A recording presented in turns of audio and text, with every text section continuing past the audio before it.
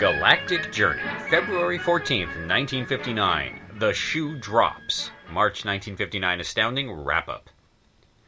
Now that you've all read Despoilers of the Golden Empire, I imagine you'll want to know my thoughts.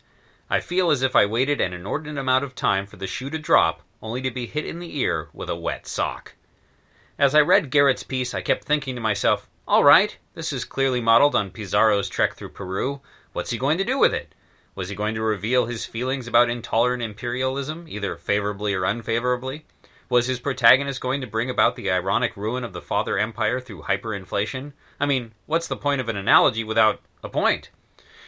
And then I got to the end, and there was no analogy at all. It was the literal story, and the only reason one might think it was supposed to be science fiction was the fact that it appeared in a magazine called Astounding Science Fiction.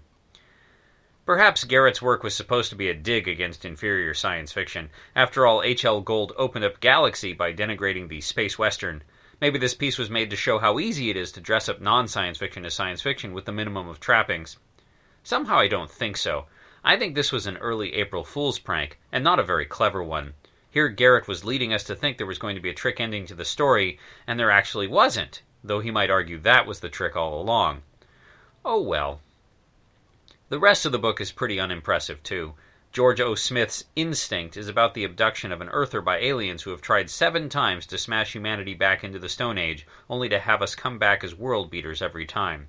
The aliens want to know what makes us tick so they can stop us once and for all, or peacefully integrate us into their galactic federation. Their plan backfires in the biggest of ways. Not badly written, but not much of a story. Silver Bob's translation error is really bad. It's not the concept. Meddling alien returns to Earth 50 years after having ended the Great War early, hoping to find a backward but peaceful world. Instead, he finds that none of his historical changes took, and the resultant world, our world, is on the brink of nuclear war and the threshold of space. I like alternate histories. The problem with this one is there are about 3 pages of story and 10 more pages of recapitulation.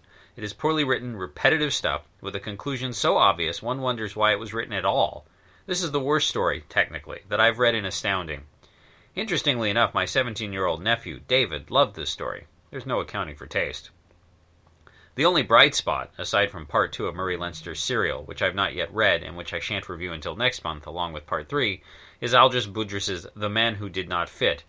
It's another in the genre where an advanced civilization has figured out how to determine the ideal employment for each of its citizens.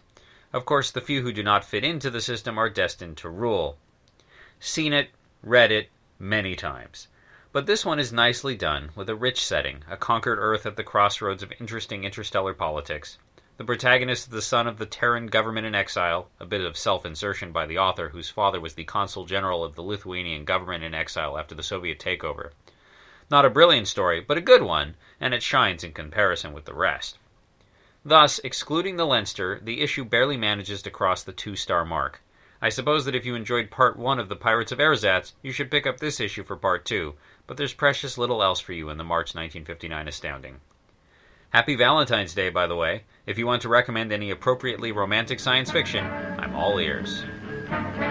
The original written article, linked stories, and images can be found at galacticjourney.org by Gideon Marcus.